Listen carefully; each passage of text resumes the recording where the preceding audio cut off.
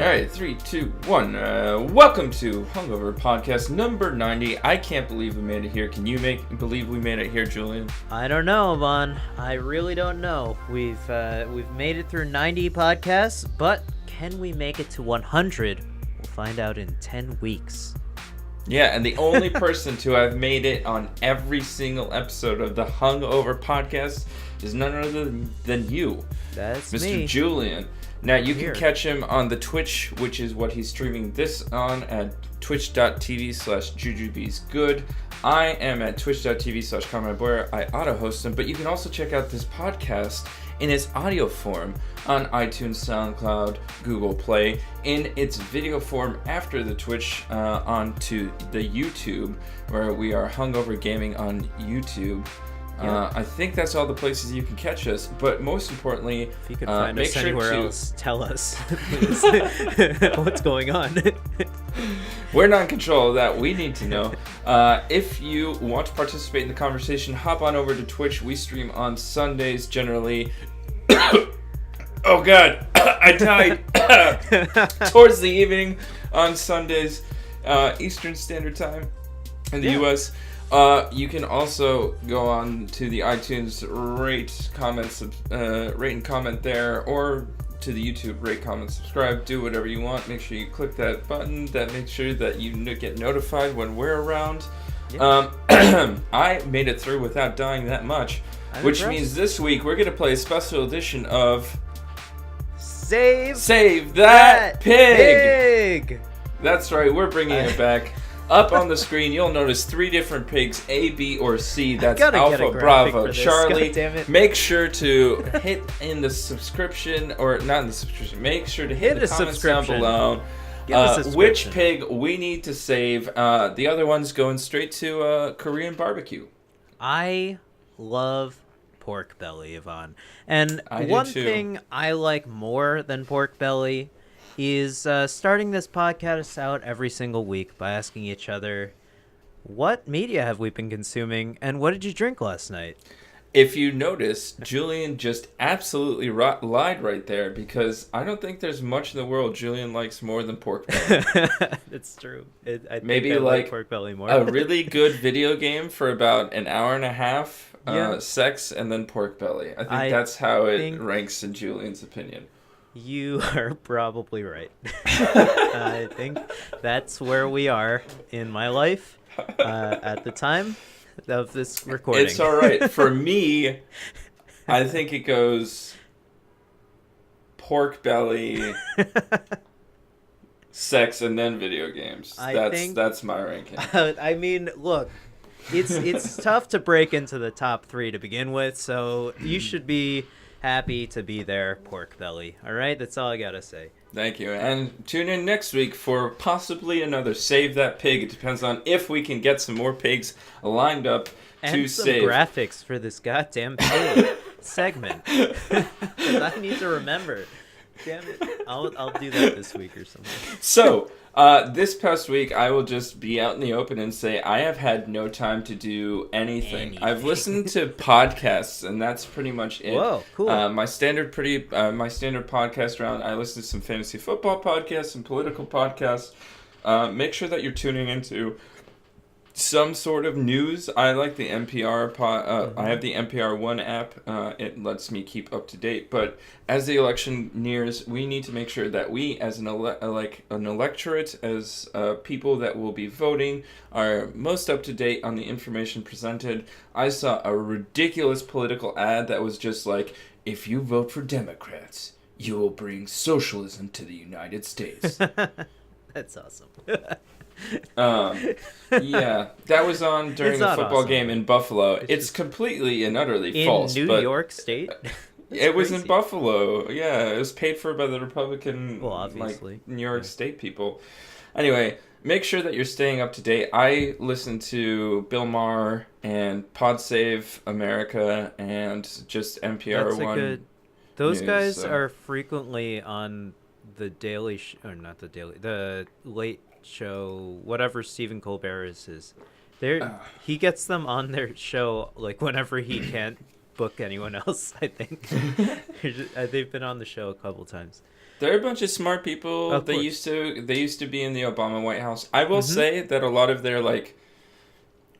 their shtick is pretty good. Some of it I take with a huge grain of salt. Like anything that they talk about that refers to Russia is just like they don't have a lot of information beyond like what the American source media is, Right. and the American media is all like it's either all Russia's the most menacing enemy that the America has ever faced in the history of humanity. Okay. Or like, and they're using that idea to combat the Republicans who are like there was no collusion, etc. But like, what's actually happening is either somewhere in the middle or somewhere that's just not discussed there. And for me, on a personal level, like I take a lot of what they talk about with a grain of salt and having my own knowledge base of international news. So this is another testament to making sure that you're not just taking news from one source, that you can combine it with knowledge and different things. Read a history textbook every once in a while if you can, or if you can't get to a textbook, read something that's interesting that discusses history in a more interesting way. I would say that if you are interested in American history from an alternative perspective, there are many, many different books. I would suggest the number one book, though, is probably A People's History by Noam Chomsky. Again, this is like leftist ideology, political ideology 101, but A People's History is pretty much the standard for understanding how the United States came to be what it is. Or it's Howard Zinn's. Noam Chomsky and Howard Zinn are in the same kind of lineage of political ideology, but it's Howard Zinn's book. Sorry for mixing that up. But A People's History, definitely read that. It's thick, it's kind of a little dry in some places, but it's interesting. Getting back to the topic at hand of what I did this week, I finally got to realize kind of partially my dream of working on a movie, so I was super excited about that. Nice, man. Yeah, but How'd it it's go? long days. It's like 12-hour days. You're so not I had unionized. even working on a union, it's still very long days. Yeah, long days. So I worked from like basically 8 to 8 or like 7:30 to 8 on multiple days. So I had enough energy to basically come home, eat dinner, and then I passed out on multiple days. Working hard, getting coffee for people. What were you doing? Making coffee in the office, literally. Really? Yeah. That's awesome. I'm a production assistant and runner for the art department, so I make coffee, I cut things out for posters. That's cool. I got some framing stuff done, I got some to decorate set, which was pretty interesting, and then I do a lot of driving around in my car, hence the podcast. Okay. Did you get to like work with the camera at all? I mean, I can't imagine they would let you, but that's just not asking. my department. Not my department, so Just not asking. my horses, not my rodeo. Okay. We're doing a lot of set decoration and stuff at the moment, so I've been helping to get that aligned. And dealing with just a bunch of really nitty-gritty bullshit stuff that keeps fucking up. Not my fault that it keeps fucking up, but I'm in the mix of people who are being talked to when it gets fucked up, so I feel the blame no matter what. So hey, there's that. I would like to have a huge shout out and thank you to my best buddy Julien over here, because the game media that I will be playing as soon as it downloads is Call of Duty Black Ops. Of course, man. And he got that game for me for my birthday, which was this weekend. Yeah. So I'm really excited. I totally forgot until you told me. I knew it was coming up. I just totally did not even look at the date. That it's clearly past. So far past. It's all right. It was the 19th, so it wasn't that far. Yeah, I know. Oh man, I'm 28. I don't feel that much older. But this year you don't look that much older either. All right. I've got that baby look. This year, my family and I were able to solve the mystery room and escape at level 3, so cool. the higher level. Escape room.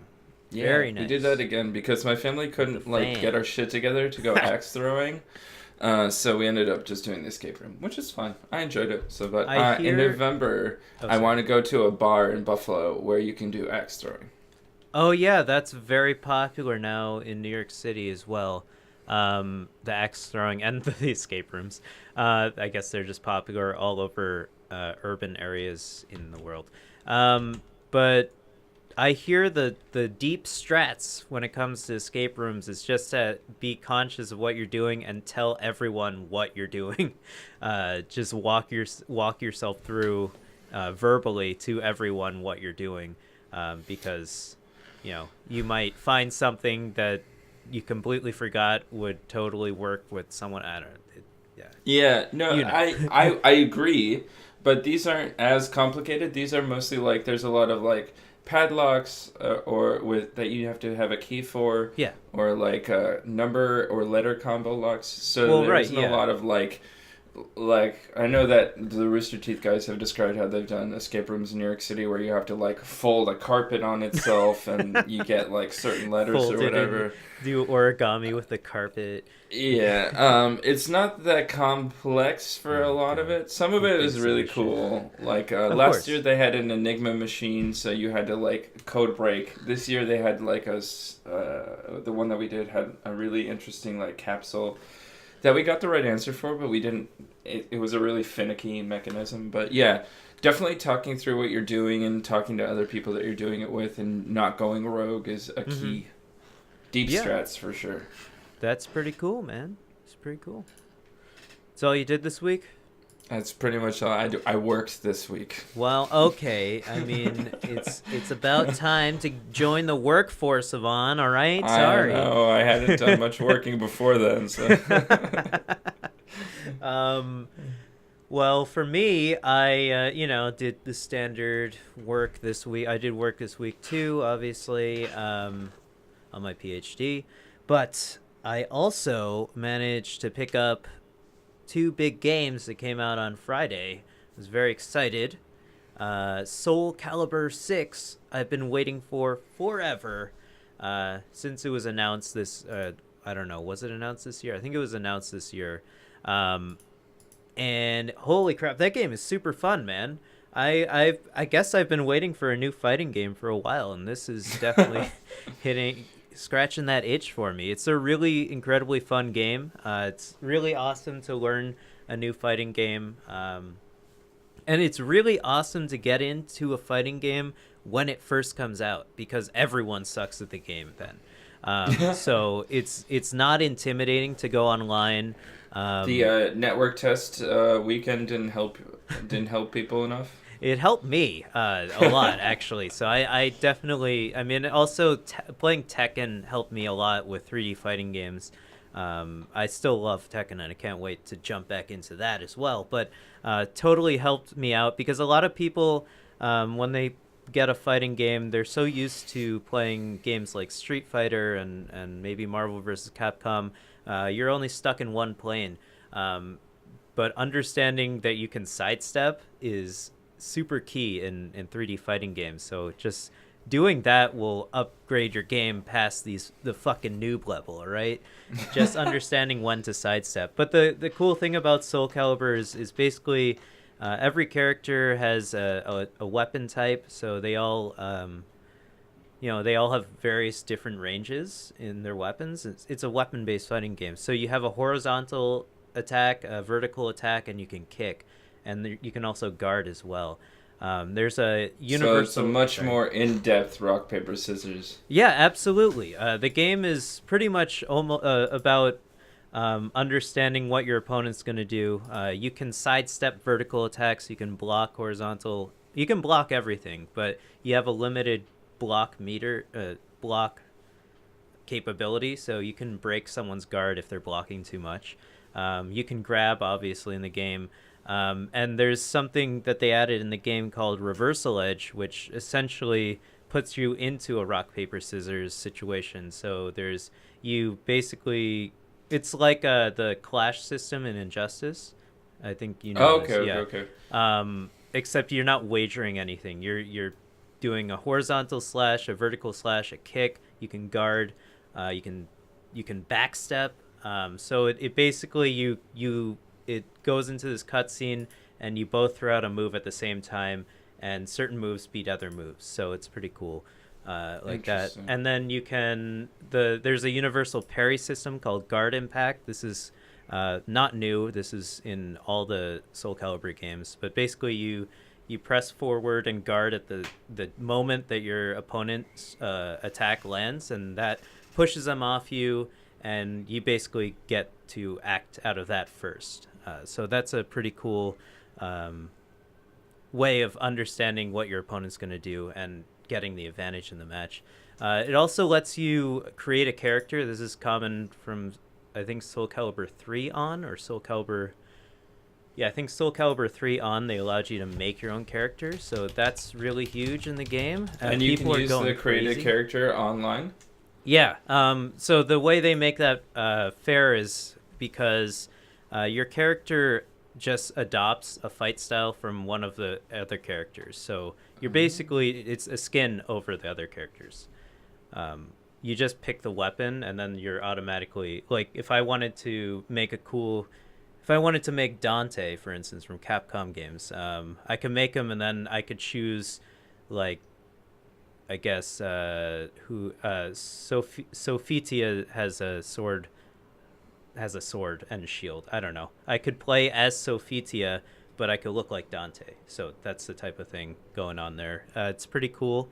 And people are going crazy with it online already. So if you follow social media and Soul Calibur on social media, you'll see all the crazy different things. I'm seeing a Bowsette. A Bowsette. God. Is this Bowsette too hot for Soul Calibur? Pretty much. Yeah, so I'm really into Soul Calibur. It's super fun, and I can't wait to get better. I played, like, on stream on Friday night. I played one of my followers, Divine Hailstorm. I played, like, almost 50 matches with him on stream. It was pretty, yeah, so if you want to go watch those, that's my first steps into Soul Calibur. A lot of fun. Oh, and the guest character in this game is Geralt of Rivia from Witcher 3, the Witcher series.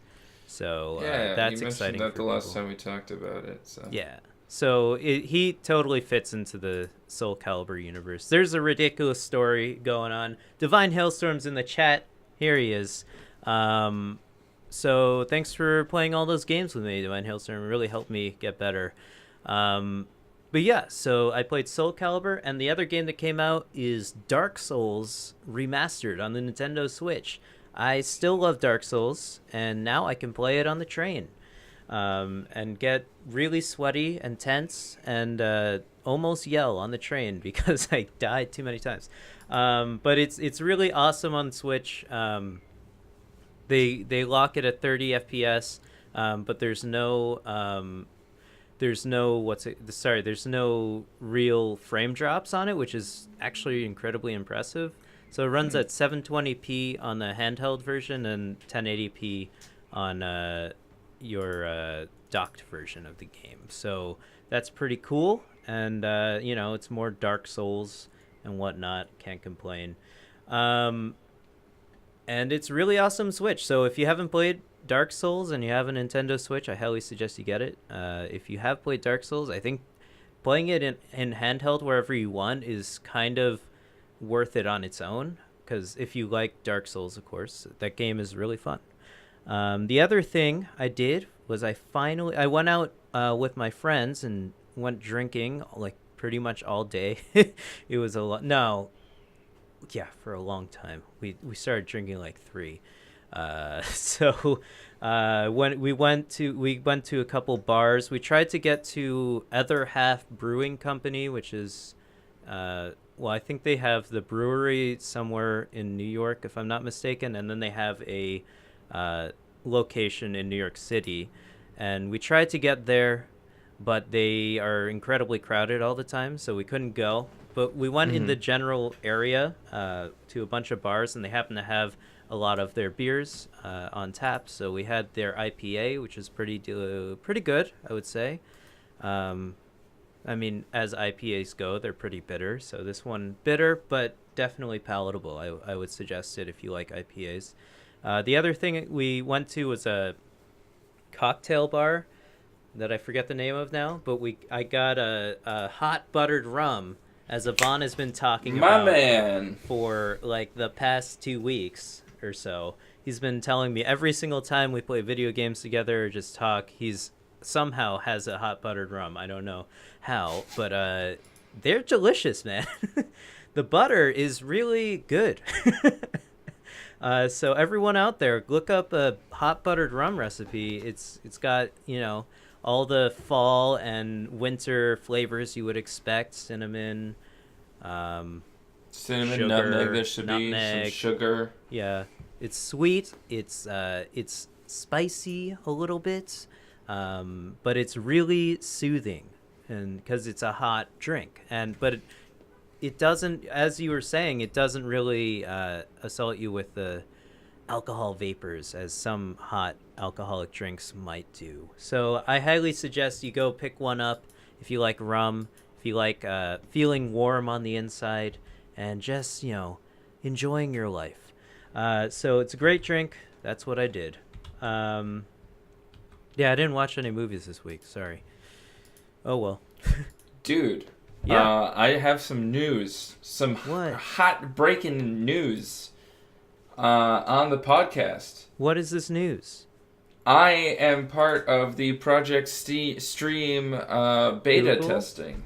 So you're going to play Assassin's Creed right now on Google? I mean, not right now, but yes, I have the ability to. That's awesome. So we talked about this last week. If you would like to listen to us talk about it for a while, then go check out last week's episode. But of course, on Google Chrome, they're testing Project Stream, their new streaming service, and you can currently play Assassin's Creed Odyssey, the newest game in the series from Ubisoft, on your Google Chrome browser. It's pretty cool. Yeah. You'll tell us next week, hopefully, how cool it is. That's awesome. Until January, I can play this game, which means I'll be able to beat it. Okay, that's a long time. Holy crap. Yeah. Yes. Never gonna buy that game. Sorry, Ubisoft. I just started playing the old Assassin's Creed game, which I got with my graphics Delete card. You don't need Don't need that anymore. Got the new one. No need. Here's the thing. This is Black Ops 4. I'm waiting for it to install for hours. This Project Stream, immediately I'm into the game. That's true. This is exactly what they're trying to get you to do, dude. We've also figured out people who don't have time to sit around and wait for games to install. Boom. Yes, Project Stream. exactly. Don't have to update it. It's already updated on their servers. Yeah. Boom. You're good to go. Cool. A drink that I just made before going live on air. Mm-hmm. I did a hot chocolate with almond milk and cream as the base, but then on top of that I did an almond extract whipped cream. Yeah. And then I put a shot of vodka in there. Oh my god. Now we're talking. But the lipid whipped cream preserved the vodka inside, so it was just hot vodka.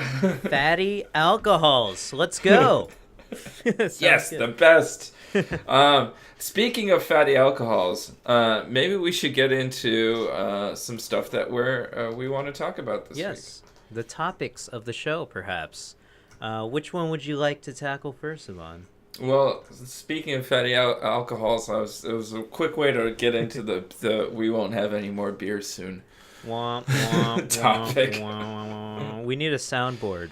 You work on that. I'll just be the soundboard. Yes, apparently a new article published on sciencenews.org. Actually, I don't know where this article is published, actually. But sciencenews.org is reporting it. Beer crops, such as malt barley, which is a key ingredient in various IPAs, stouts, and pilsners, are very temperature sensitive and drought sensitive as well. They don't really grow too well in what our Earth's temperature, climate, on average is heading towards. So climate change may be affecting beer production, Ivan. And I don't know if you're happy about that. Tell me. Well, here I'm of two minds. One is Pilsners are probably currently my favorite beer. Pilsners are So great. I need A Pilsner. multi ability in the beer production process Sure. to be available. Yes. So obviously, I'm very worried about how the climate change could affect beer production, especially beer prices. Especially since Pilsners are already considered like a fancy beer, so I can't get Pilsner or Kel for the super duper cheap prices. Tell me about it. I have to buy my armpit sweat beer for more money than I want to pay for. But the secondary mind that I'm thinking of, if you have no reason to care about climate change, and other than the fact that your favorite beer might get higher prices or be unavailable, this is a great reason to be part and parcel of the movement to stop climate change Absolutely. Yeah. coming about. So. I highly suggest you guys go get a beer, one, because you might not be able to get one soon, and two, that some of the climate change deniers, as they're called, get their shit together. What the hell? We can't have a beer shortage, man. What the hell is Judge Kavanaugh gonna drink? Come on. He likes beer. This is a good point. I don't think he enjoys that much beer, but like one beer every now and again. That's been his history with it. I think he's a very light beer drinker. Oh, God. Not a fan of drinking a keg by himself, as much of it as possible at all. I wonder what his view on climate change is. As doesn't exist. Forward. As long that if that's what they tell him, then that's what he believes. Sure. Well, anyways, he's a partisan hack. That's him. Yeah. So this is, obviously, malted barley. I would assume can be grown in. I feel like we first started harvesting barley and wheat in Northern Europe. I feel like, that's probably not where it's from, but it was definitely harvested a lot around those areas, because that's where a lot of these beer types came from, like such as pilsners and stouts. So I'm guessing it typically grows in that type of climate, sort of a cooler, like fall type environment, maybe. That's when the end of the harvest is. But if we don't end up getting that sort of fall, climate anymore because of climate change, then this is really going to be a problem. I'm guessing we're going to get smaller yields on the crops, and definitely that's going to obviously hurt the beer industry as a whole. Yep. We're going to making it more expensive or making it more difficult to create. So smaller amounts at a higher price and the same or worse quality of the beer. So it's not like you're even getting a better beer for a more expensive price. It's the same beer, but it costs more. Exactly. Maybe there will be a beer tax or something. Wait, there are. Okay. So an extra beer tax, a barley tax, perhaps. There might be. But yeah, so that's devastating news, and that's another reason to maybe choose to bring the reusable bag to the grocery store next time. Maybe choose to take some public transit, as that generally overall reduces the usage of your car. Public transit should be put in more urban areas and rural, I can't fucking say that word, areas as well. I think that's really important. I'm so bad with R's and L's. That's not... Never mind. Yeah, so another issue that we could get into at some point is a discussion of why America has such a shitty track record with public transportation. Yeah, I think that's important. Right. If you look at, I mean, America's is the United States of America is a huge landmass, right? So, um, it's massive, right? It holds 300 million people or 300 plus million people currently, and obviously that's only the American citizens, right? So who knows how many more people are here, and just there's a somewhat decent infrastructure in. Well, okay, so I think it's based off of like it's a state by state thing, right? Infrastructure is governed by the state as opposed to the federal government, right? As far as I know. And so the middle of America typically, on average, doesn't have as many urban centers and nearly as many, and therefore not as many public transit systems as well. So there's not one unified public transit system across America at all, as opposed to a continent such as Europe, where it's fairly easy to get around from country to country, different spaces, just via train, which is, a public transit system. Not to mention that Amtrak, which is the general about Amtrak. Amtrak is the train system in America Yes. that you use to traverse the country. However, Amtrak is beholden to commercial freight. So they actually are forced to let commercial freight bypass them when the need arises. Mm-hmm. So they are forced to have delays and are slow for that reason, for instance. And America refuses to develop high-speed rail because America refuses to, as a general concept, spend money on infrastructure, transport infrastructure. Yeah. It's basically because it's super expensive, and the payout is generally long after you are going to be voted out of office. Yeah, it's too. Well, it's not too late. Obviously, it could just happen. If we just spent the money and then 50 years later we'd have it. But it's like the MTA in New York City. It's except amplified to the whole country. So the MTA in New York City is basically running on mechanical switches from the early 1900s when it was fucking made. They've been slowly updating it, but it's still mechanical switches. So everything breaks down, from time to time, just literally everything in the MTA. So, and they're I don't envy the commissioner of the MTA because he has to, I think it's a man, he has to deal with this type of thing every single day. A signal went down. Okay, so that means this entire train line is delayed. And there's 8 million people to move right now. So and they have to just send a crew there, fix it, patchwork. It's called, our infrastructure in New York City works on patchwork. I believe the whole country's infrastructure works on patchwork currently, nowadays anyways. So there's no way to shut it all down so they can replace it with something better. And I think without spending an obscene amount of money.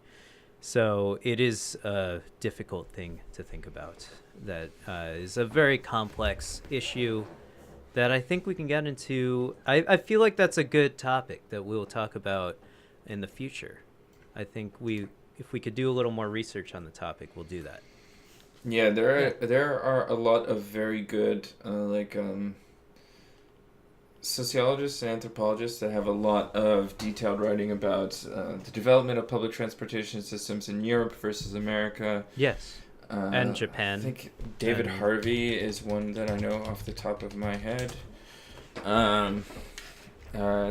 He's a very good. I think he's a CUNY guy, by the way, David Harvey. The time period in which public transit and infrastructure is put in place in a country's history is also really important. So I feel like I mean, unfortunately, Japan got a complete wipe in the 1940s, right? Obviously, because 2 atomic bombs were dropped on them. Yep. A very unfortunate event that debatably shouldn't have happened. So they basically had to restructure entire government and infrastructure, and thus got a fresh start in 1942, or whenever around then, 1945. Sorry, but America put their infrastructure in place when they completed the Transcontinental Railroad, right? And or at least that's one of the huge milestones that you could say was a huge infrastructural achievement in America, Right, yeah. Connected both coasts. And I think everything sort of spawned off out of that railroad. So we've sort of been building upon it, but still working with the same technology since then. I mean, obviously, we moved from steam engines to different types of trains, and you have to replace tracks and that type of stuff. But we've been using pretty much the same track line since then, I feel like. I don't know how Europe implemented a mass transit system across many different countries. That's something I'm not very familiar with. So that would be really interesting to talk about. I think we should do that. Yeah. From things like track gauges and how we develop that kind of stuff to all sorts of other stuff. Yeah. Moving on to, I think, something that also has to deal with, at a governmental scale, how we can talk about movement and transportation. Are things like the Migrant Caravan that is slowly but now steadily moving north from Honduras, mostly in Central America, right, through Mexico, and is preparing to reach America within the coming weeks.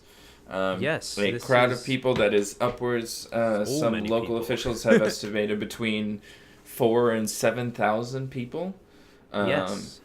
Yeah, this is an intense amount of people, and if you look at the photos of this migrant caravan that's heading north through Mexico, it's I would describe it as intimidating. The photos are quite impressive with the amount of people. Just like it looks like a protest march or a rally or some sort of parade, but these are people who are seeking a better life for themselves, their family, or family back home.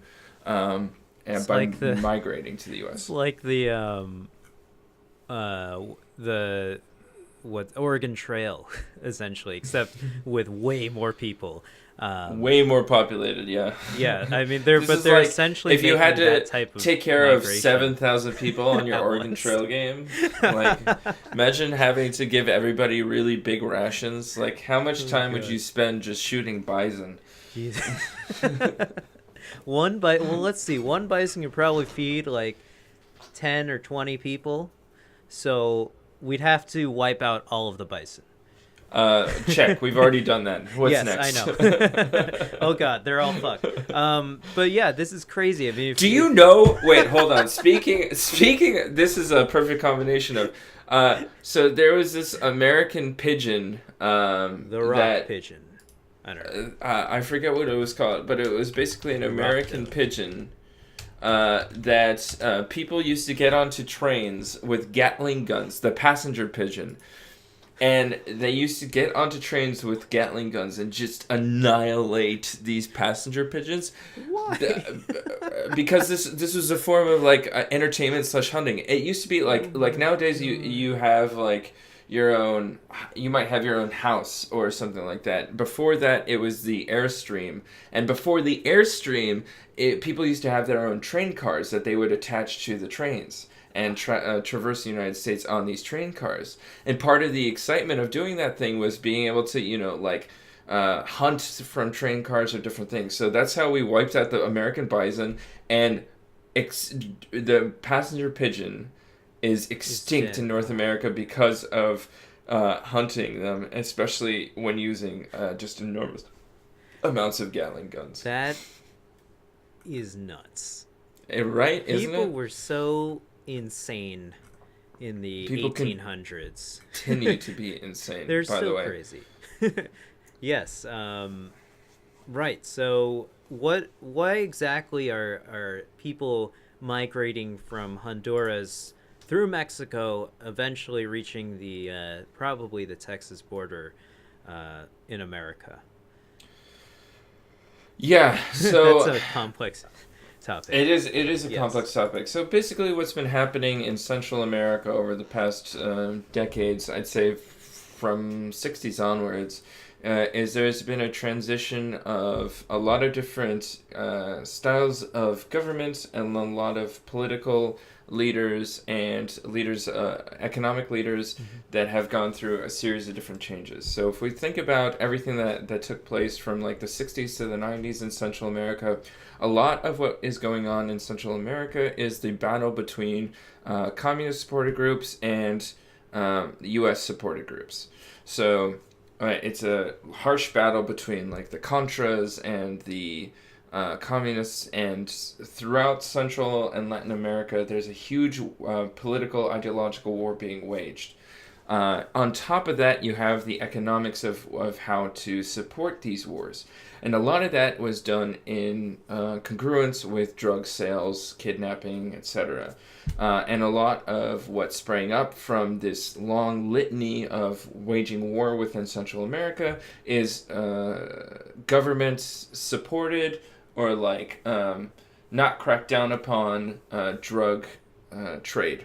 Right. So, especially in Central America, in Nicaragua, this is really important. In different places like that, but in Nicaragua, this was especially seen that the CIA supported anti-communist groups there. It was a major stopping point between South American cocaine production and the North American markets that you had to pass through Mexico. Mm-hmm. It was called the Mexican trampoline to bounce it through Nicaragua, then Mexico into the United States. So if you look at the grand scheme of things, that you've had larger amounts of drug money, etc., coming through, and with that kind of disproportion in the economic scheme, you have a lot of people who have a lot of vested interest in making sure that government doesn't function as well as it can, subduing any kind of democratic process by people, and making sure that people are dependent on being part of a system which supports the people who have the most amount of economic power. So in Honduras, you have a lot of gang violence, a lot of poverty, and there's a lot of reasons to cause people to leave that country. There are several reports that claim that, like, I guess per capita, Honduras has the world's highest murder rate and highest levels of sexual violence. Wow. So in a country that's incredibly small and has a fairly small population, there is just such a tremendous amount of violence and political instability and economic disproportionality that is causing these people to want to leave, or they're sending their young children away to escape sex trafficking or gang violence, or being press ganged literally into gangs. So you have a lot of very young people being sent out of the country, and a lot of families trying to escape that kind of cycle of violence. The New York Times, who I was reading, they interviewed a 70-year-old woman who had a 8-month-old child and a 2-year-old, and her husband. So 17, 2 kids, and she's taking a 2-year-old and an 8 or 9-month-old on this long trek from Honduras all the way up through Mexico to the United States in order to escape the kind of violence and poverty that has accumulated in that region, and just the I think really for a lot of the region, just the intolerable living conditions that have arisen due to neglect and instability. Well, very exciting. Sorry. For everyone involved. No, I'm kidding. That's obviously horrible that all these things are happening in Honduras.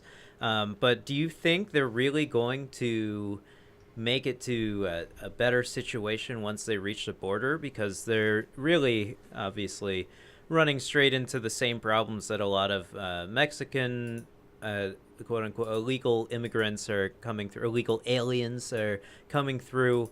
They're probably going to be mixed into that bunch, assuming they even have identification, these type of things, a passport. How are they going to prove? I feel like they're going to be treated the same way as we've been treating various Mexican peoples coming to our border, right?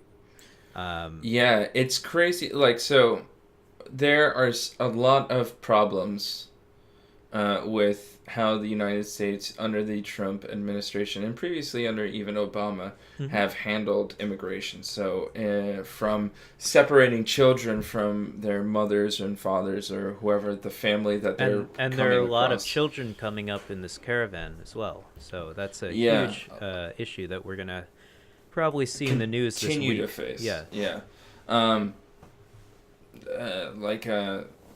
So NPR reported in mid-June, that since early May, 2,342 children were separated from their parents after crossing the southern U.S. border.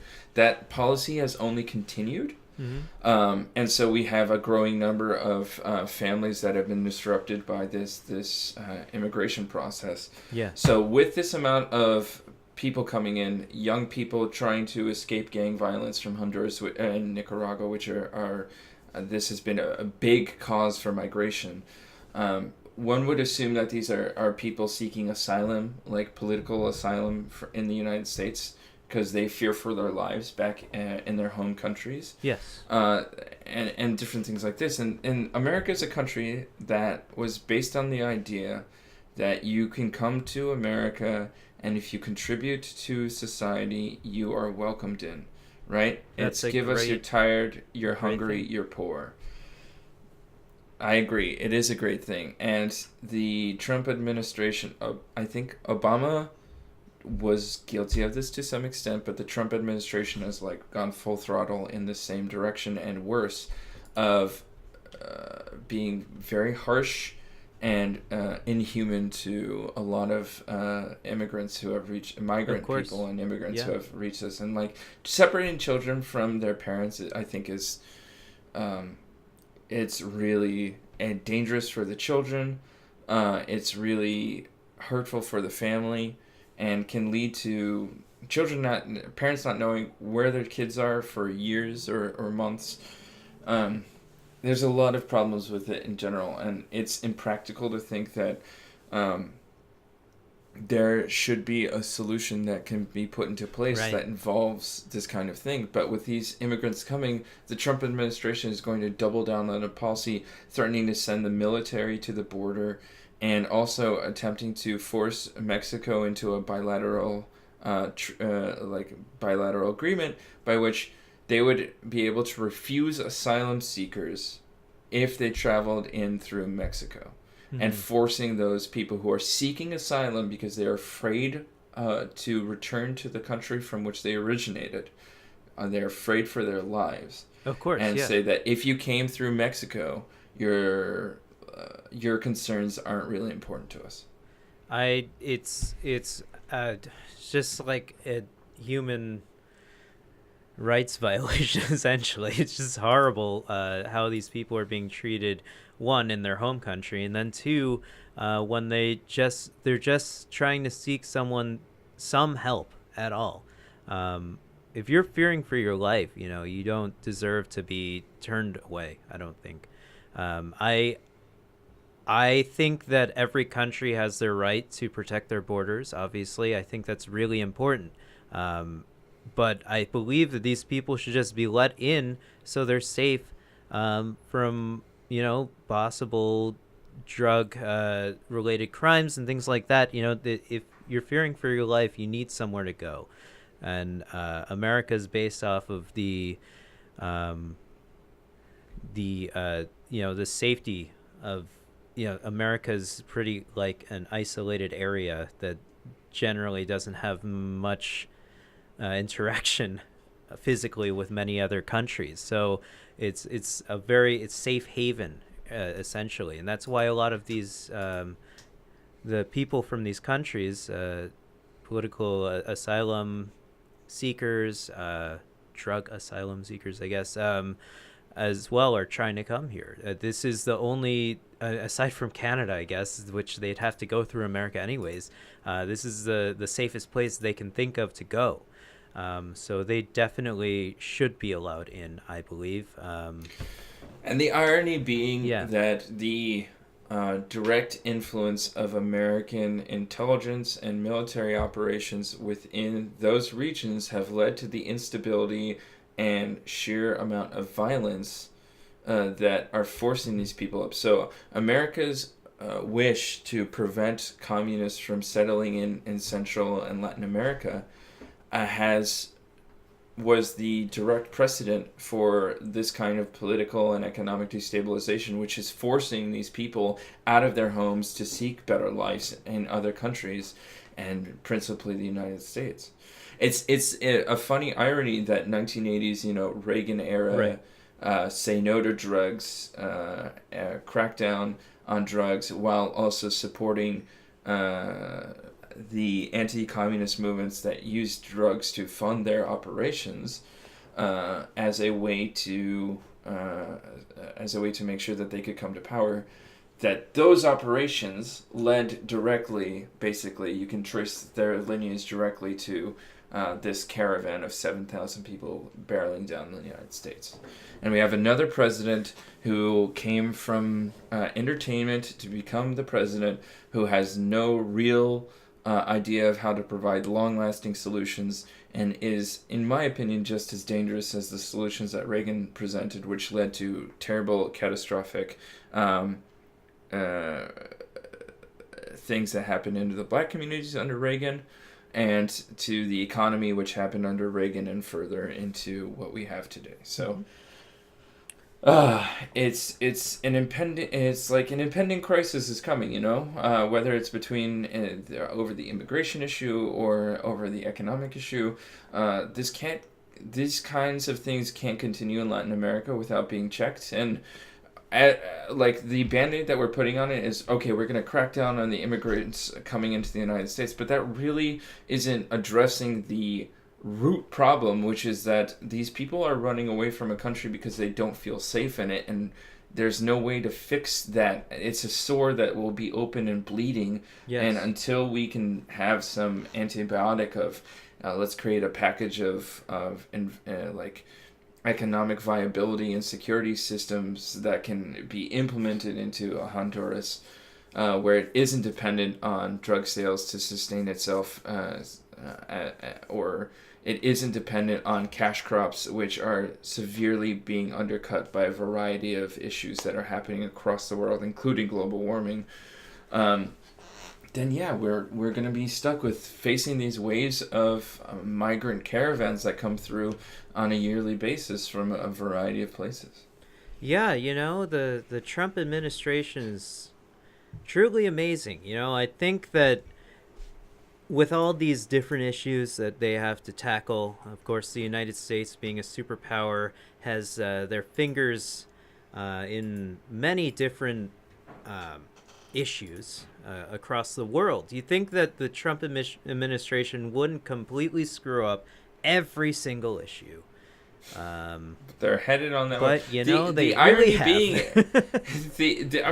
the irony being is that, like, it's not like Clinton or Obama really helped those regions lift themselves up. No, not at all. The same issues that are forcing migrants out of those areas now existed under those presidencies, and there was very little done to help them. Yeah, this type of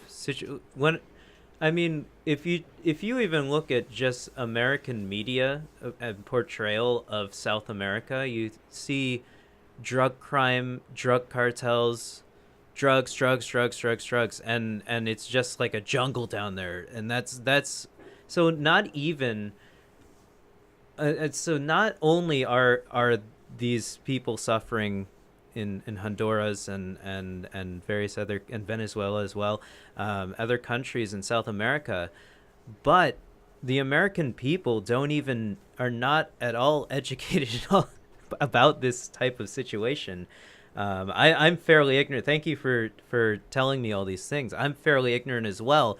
It's very difficult. This type of stuff is not really reported upon in America, I don't think. Not to any significant degree. One of the lead reporters who did it, I think his name is David Webb. I think I might have talked about him before. Not David Webb. But like I was saying, I mean, clearly Hollywood's been portraying South America in this light for many, many years. So clearly this type of situation has been going on for longer than the Trump administration and even the Clinton administration back then, 10 years ago. No, more than 10. Sorry, way longer than that. 20 years ago. So the film Kill the Messenger is based on the true story of the journalist Gary Webb. Gary Webb investigated the CIA's involvement in crack cocaine trafficking in the United States through Latin America, etc. He wrote the book The Dark Alliance. Mm-hmm.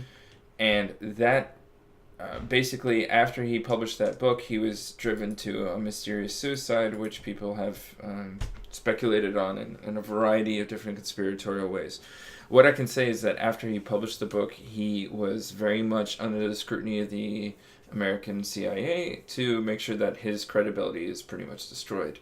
And The Dark Alliance is a book that details a lot of the intrigue that happened between the CIA and these factions of communists and anti-communists in Central and Latin America, and especially within Nicaragua and how Nicaragua leads to crack in LA. If you want to read a more sensationalized version of this, which is kind of a lot more fun to read, I really highly recommend a book called Power of the Dog. Mm-hmm. by Don Winslow. It's interesting. I think it'll become a movie hopefully soon. But it follows kind of fictionalized versions of some of the actual characters involved in this thing, and it provides a really in-depth narrative story to detail the creation of these just tremendously powerful drug factions within Mexico and Latin America. Cool. I highly recommend that. We've gone on for about an hour now. Do you want to leave this final topic for another podcast, as it is currently unfolding? We're keeping an eye on this. The last bit will translate from journalist to journalist, right? So Jamal Khashoggi, the Saudi journalist, disappeared and was presumed to be executed by a Saudi kill team of 50 plus people that arrived on a private plane from Saudi Arabia, killed this guy most likely, took his body, separated it, and then left, basically within 24 hours. Because he was a Turkish journalist, or he was a Saudi journalist who he wrote for the Washington Post, was in Turkey to help arrange his marriage to his Turkish fiancée, walked into the Turkish consulate to the Saudi consulate in Turkey, and was never heard from again, most likely killed. The Turkish Prime Minister Tayyip Erdogan has stated that he has a lot of information, a lot of kind of audio recordings, some video stuff that he is willing to disperse among the people to make sure that people know what the real facts of the matter are, although it's been a little bit murky whether this is real stuff or not. But in any case, we're going to be following this story as it unfolds, because it is intriguing, not only because it's the murder of a Saudi journalist, so there's a lot of pressure being put on Trump, who kind of defended Saudi Arabia, saying, I don't know what happened, maybe it was some rogue agents, who knows what happened, and initially denied that anything had happened.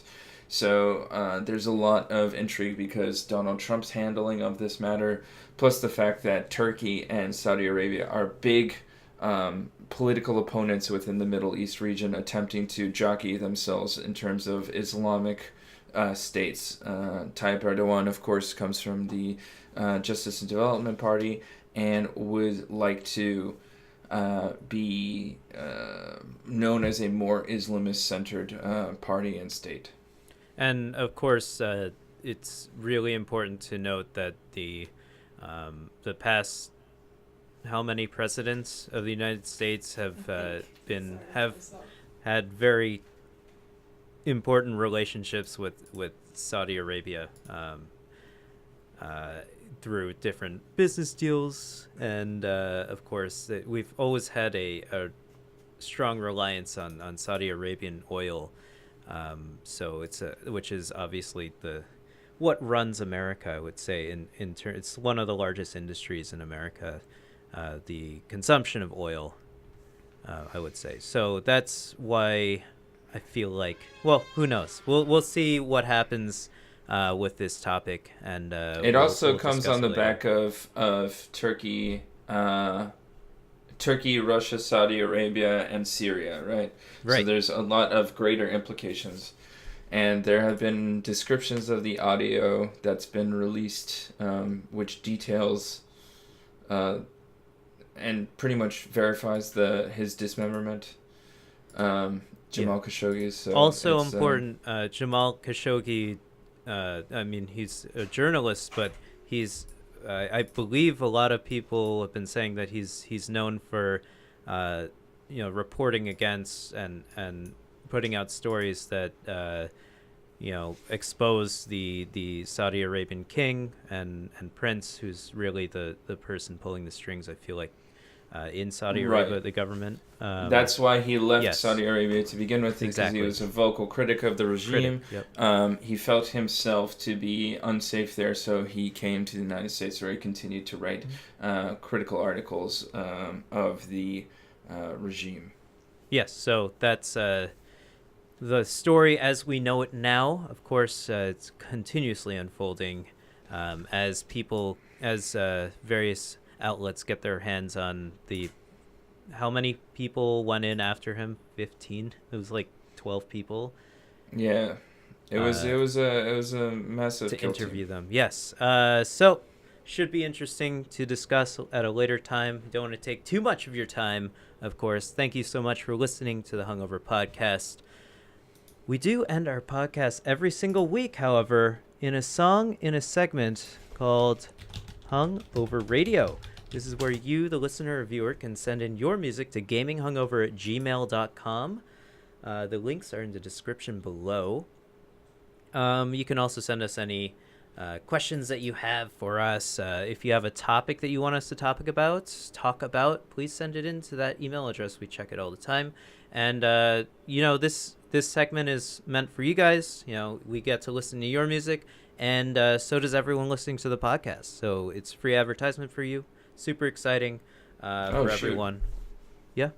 What? After 2 weeks of shifting sorties, Saudi Arabia said Saturday that its agents strangled Jamal Khashoggi, a dissident journalist, during a fistfight inside the Saudi consulate in Istanbul. And 18 men had been arrested in the case. Confirmed.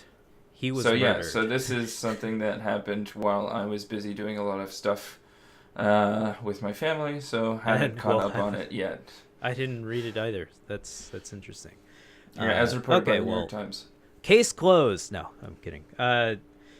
We should discuss that at a later time, I feel like, or we'll move on to a different topic, as it'll probably be buried by a slew of other issues and news topics coming up in the next week, as Trump never ceases to keep us bored, I guess some would say.